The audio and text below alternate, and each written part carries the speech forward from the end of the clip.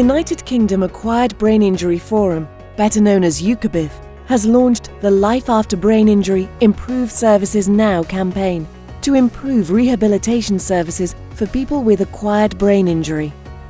This film has been produced to raise awareness of UKABIF's campaign and drive changes in the services available for people with acquired brain injury. An acquired brain injury is a non-degenerative injury to the brain. It occurs after birth.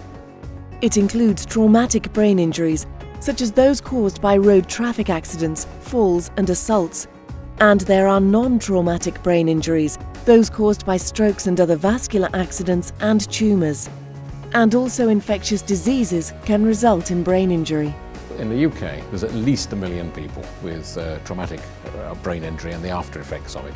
Probably more, because a lot of people with milder brain injuries come into casualty and we don't really know the longer term effects they have when they're back in the community. So the figure may actually be nearer 2, 3 or even 4 million people. The cost of acute care, estimated by NICE, was just over £1 billion a year.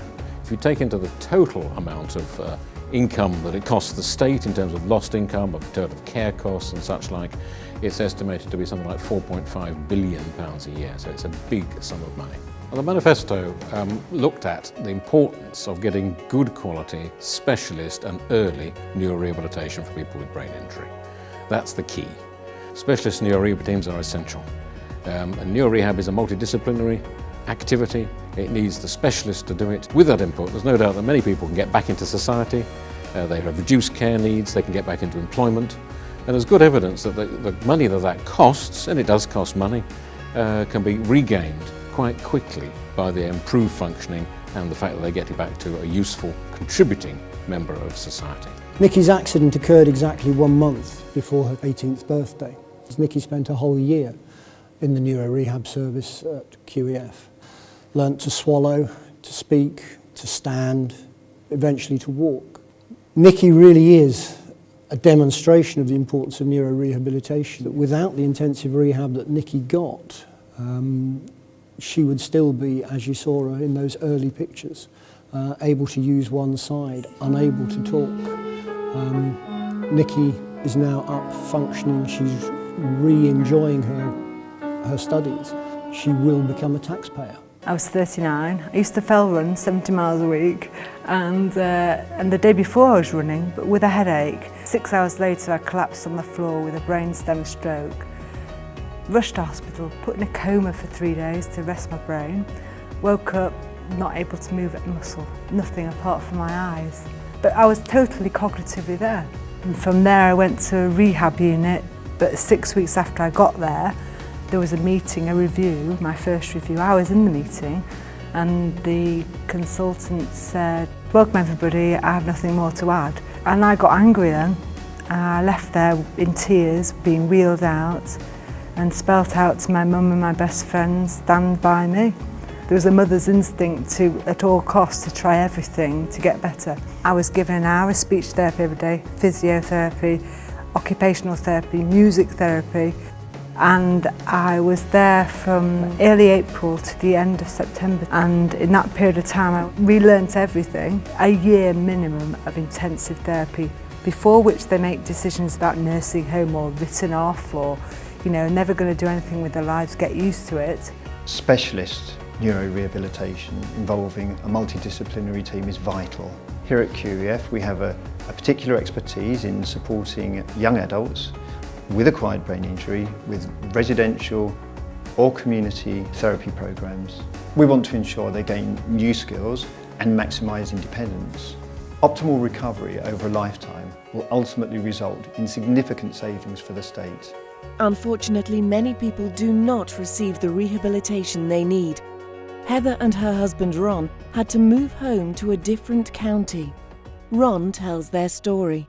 In June 2001, Heather and I returned from our holidays in Spain, and Heather complained of a pain in her left leg.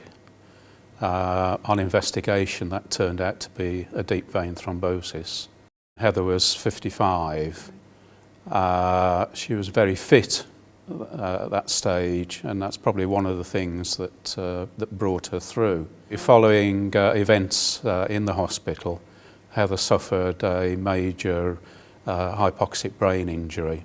The level of care that Heather received in her home county was below par, and we eventually moved to Northumberland, where the rehabilitation care was a lot better. If that level of care had been available when Heather first needed it, I'm sure our lives would have been much better. The key demand in the manifesto is to provide appropriate, good quality, early and specialist neurorehabilitation. That makes the difference to people's lives, and that's what we really need. We're moving into a new era of commissioning in health.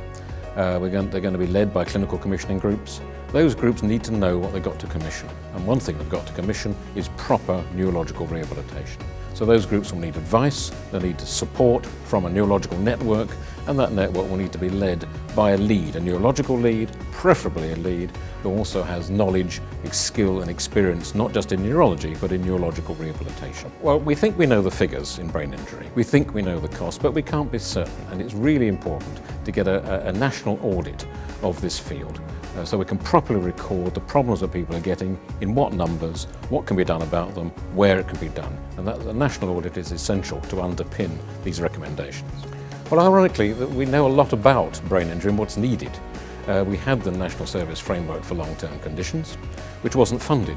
And we shouldn't forget that the Health Select Committee, some years ago now, also made these recommendations. So we want to revisit what has already been known, what already agreed by the government, and revisit the Health Select Committee recommendations and the NSF recommendations. Thank you to the following for taking part in this film. Thank you also to Queen Elizabeth's Foundation for permission to film. And thanks to our sponsors.